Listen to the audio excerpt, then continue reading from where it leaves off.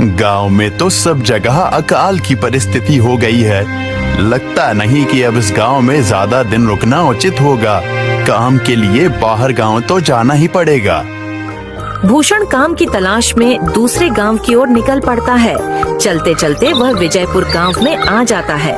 वहां उसका रहने का कोई ठिकाना नहीं था और उसके पास कोई काम भी नहीं था। चलते चलते वह एक अमीर किसान जगत सेठ के पास आ पहुंचता है। सेठ जी, मैं भूषण दूसरे गांव से आया हूँ। हमारे गांव में अकाल की परिस्थिति हो गई है। लोगों के खेत सूखे पड़े हैं।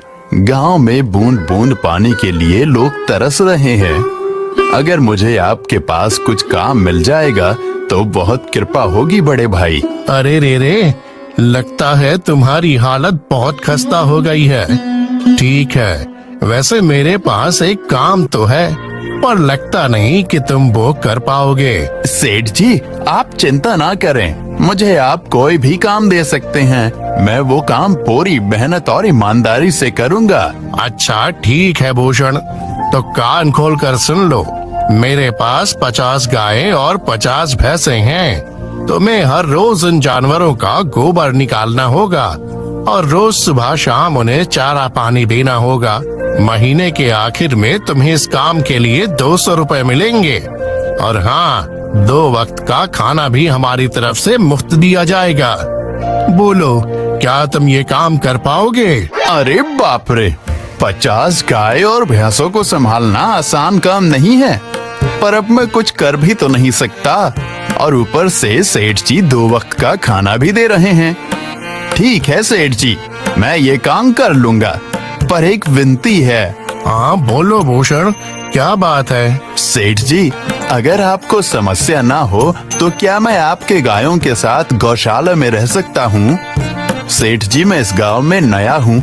मेरा रहने का कोई ठिकाना नहीं है। जग्गा सेठ थोड़ी देर तक सोचता है और भूषण को ऊपर से नीचे तक देखने के बाद उससे कहता है, ठीक है भूषण, तुम गौशाला में रह सकते हो। जी धन्यवाद सेठ जी।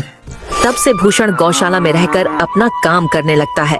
वह रोज जल्दी उठकर गाय और भैंसों का गोबर निकालता, उन्हें चारा डालता और समय पर रोज भूषण अपना काम ईमानदारी और पूरी मेहनत से करता था। जगत सेठ को भी भूषण का काम बहुत पसंद आने लगा, क्योंकि वह अपना काम सफाई से करता था।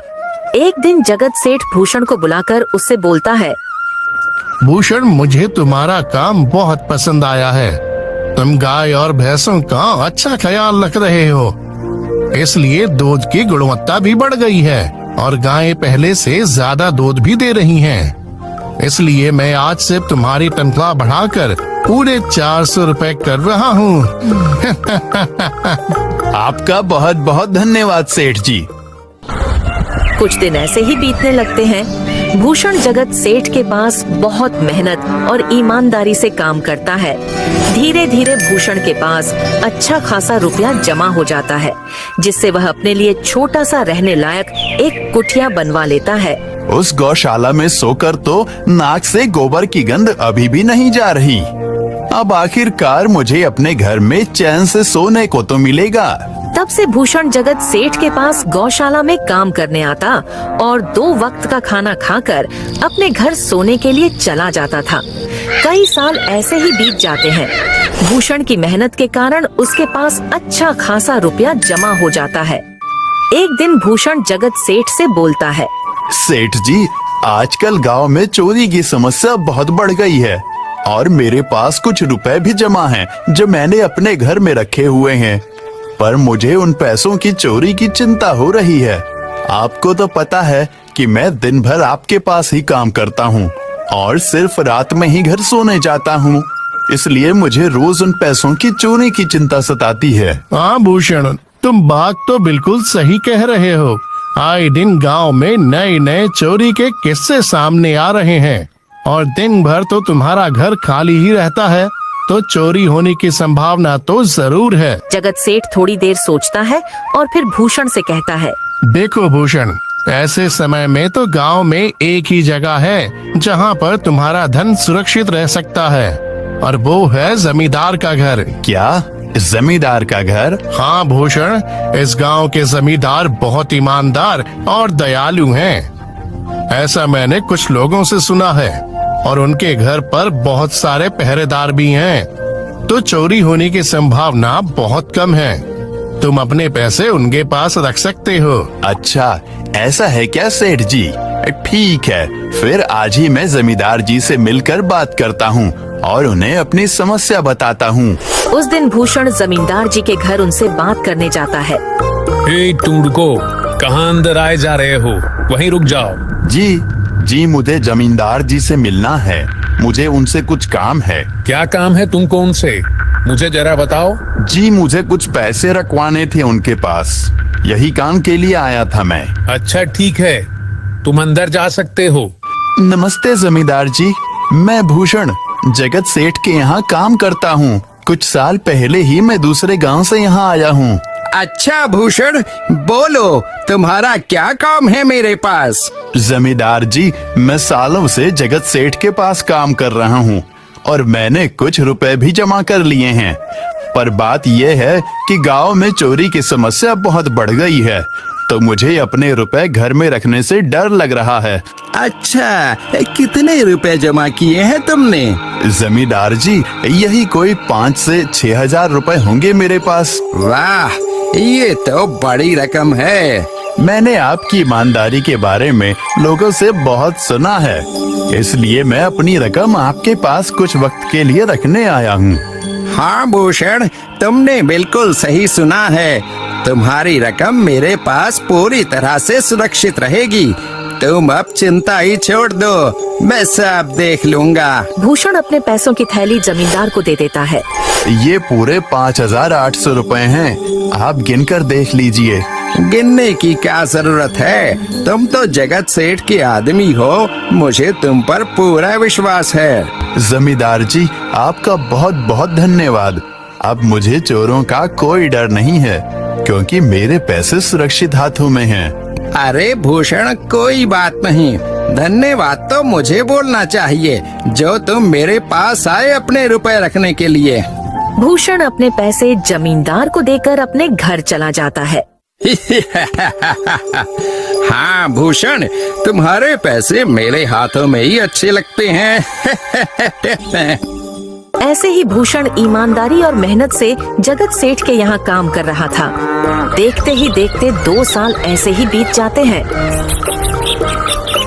एक दिन भूषण सोचता है, अब बहुत साल हो गए जगत सेठ के यहाँ काम करते हुए। वैसे सेठ जी तो बहुत अच्छे इंसान हैं, पर सोच रहा हूँ कि खुद की जमीन लेकर उस पर मेहनत करूँ, तभी मैं बड़ा आदमी बन सकता हूँ। अब जो मेरे पास थोड़े कुछ पैसे हैं और जो जमींदार के पास कुछ पैसे संभालने के लिए दिए हैं, वो जमा करके थोड़ी जमीन खरीद लूंगा। आज ही जमींदार से मिलने जाता हूँ और अपने रुपए मांगता हूँ। ये सोचकर भूषण जमींदार जी के घर चला जाता है।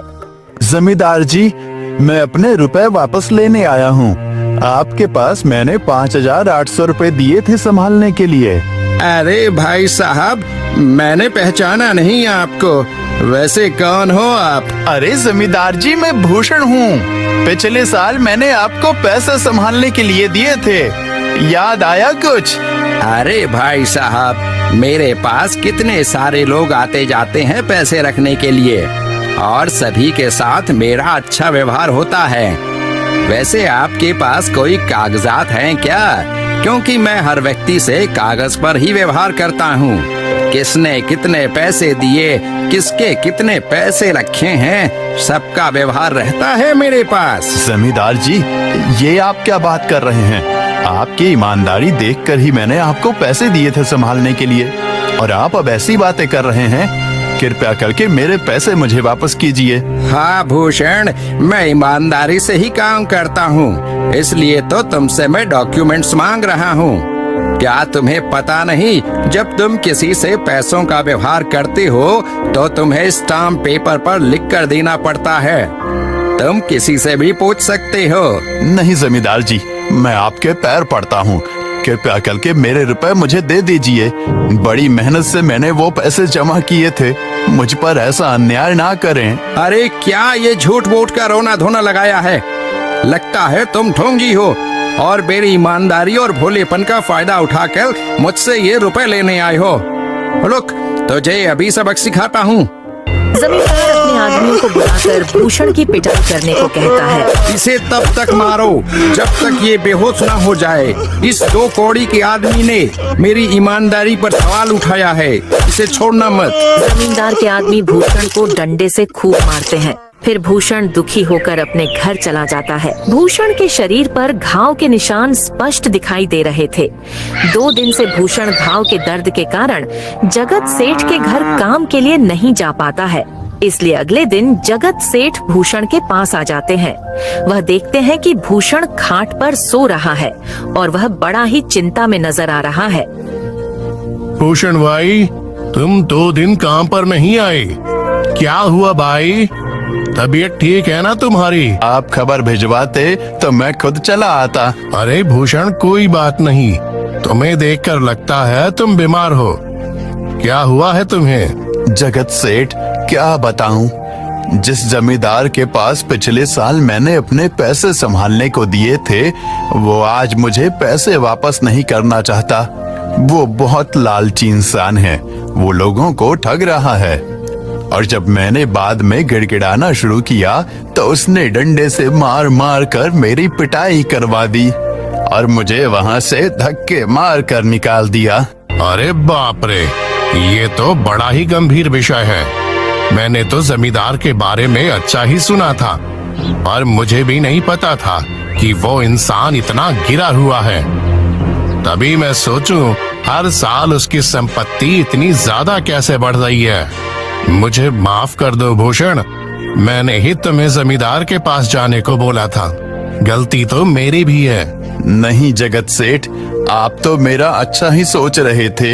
ये तो उस जमींदार का लालच है। अब लगता नहीं मेरे पैसे उस जमींदार से वापस मिलेंगे भी। भूषण, मेरे पास एक तरकीब है जिससे मैं तुम्हारे पैसे तुम्हें वापस दिला सकता हूँ। जगत सेठ भूषण के कान में सारी तरकीब बताता है। ठीक है सेठ जी, हे ऊपर वाले, ये तरकीब कामयाब होने दीजिए। अगले दिन जगत सेठ बहुत सारे पैसों को एक सूटकेस में भरकर खुद जमींदार के घर जाता है। अरे जगत सेठ, आज आप खुद यहाँ? बोलो भाई, इस गरीब के घर कैसे आना हुआ? हमारा तो ये सौभाग्य है कि आप जैसे धनी आदमी के चरण हमारे घर में लगे हैं। नमस्ते जमींदार जी। अरे जमींदार जी, आप तो मुझे अब लज्जित कर रहे हैं। वैसे मैं कुछ महीनों के लिए दूसरे राज्य में व्यापार करने जा रहा हूँ। मैं ये लगभग 50,000 रुपए लाया हूँ। मुझे डर है कि कहीं ये चोरी ना हो जाए। क्या आप मेरे सारे पैसे अपने पास संभाल कर रख सकते हैं? आपके सिवाय इस गांव में और किसी पर भरोसा नहीं कर सकता। अरे जगत सेठ, ये भी कोई पूछने की बात है? मेरे पास आपके पैसे बिल्कुल सुरक्षित रहेंगे। आप निश्चित होकर व्यापार करने जा सकते हैं। इस बार तो बड़ी मछली हाथ लगी है। बार बार ऐसा मौका नहीं मिलता। भारी माल हाथ में लगने वाला है। तभी वहाँ पर भूषण आ जाता है। अरे भूषण, तुम? अच्छा हुआ तुम आ गए। मैं तुम्हारे पास ही आने वाला था। मुझे माफ करना, उस दिन तुम्हें पहचान नहीं पाया। इतने सारे लोग मेरे पास आते हैं तो जरा परेशानी होती है, पर मैं अपनी बातों का बड़ा पक्का हूँ। हाँ रुको, मैं तुम्हारे सारे पैसे अभी देता हूँ। जमींदार भूषण के सारे पैसे उसे लौटा देता है। माफ करना भूषण, मेरे आदमियों ने तुम्हारे साथ उस दिन बदतमीजी की। मैं आज ही उनको काम से निकालता हूँ। भूषण बिना कुछ बोले वहाँ से चला जाता है। अरे क्या बात है जमींदार जी, आप तो अपने बातों के बहुत पक्के हैं। तो ठीक है, मैं अपने सारे पैसे आपके पास रख सकता हूँ। जगत सेठ इतना बोल ही रहा था कि तभी वहाँ जगत सेठ का नौकर आ जाता है। मालिक, अब आपको बाहर के राज्य में जाने की कोई जरूरत नहीं है। अभी अभी व्यापारियों का संदेश आया है और उसने कहा कि वो खुद हमारे गांव आ रहे हैं। अरे ये तो बहुत बढ़िया बात हुई। अब मुझे इतनी दूर नहीं जाना पड़ेगा। सुन रहे हो जमींदार जी, व्यापारी यहाँ आ रहे हैं। अब मुझे नहीं लगता कि ये पैसे आपके पास रखने का कोई मतलब होगा। चलो, आपका बहुत बहुत धन्यवाद। आपने इतनी ईमानदारी दिखाई मुझे। हाँ, पर अगली बार जरूर आपके पास ही आऊंगा। ऐसा बोलकर जगत सेठ और उसका नौकर वहाँ से अपने पैसे लेकर चले जाते हैं। धत तेरी की, ये क्या हो गया? ये 50,000 तो चले गए और जो भूषण के 5,800 रुपए हड़प लिए थे वो भी चले गए। आपका बहुत बहुत धन्यवाद सेठ जी। अगर आज आप ना होते तो मेरी सारी जमा पूंजी वो जमींदार हड़प लेता। भूषण, कोई बात नहीं। जो व्यक्ति मेहनत और ईमानदारी से कमाता है, ऊपर वाले उसका कभी बुरा नहीं होने देते, और जो हराम की कमाई का खाता है, उसका कभी अच्छा नहीं होने देते।